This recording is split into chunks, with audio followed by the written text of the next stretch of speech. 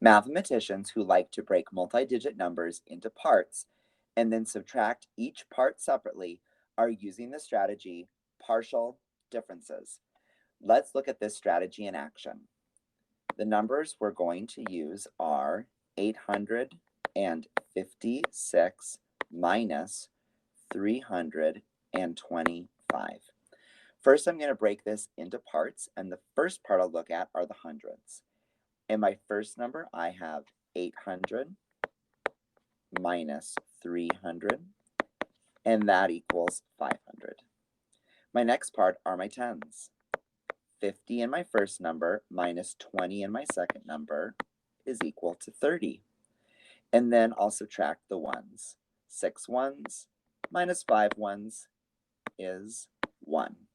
Now I add all my differences up together, and I know, using the partial differences strategy, that 856 minus 325 is 531.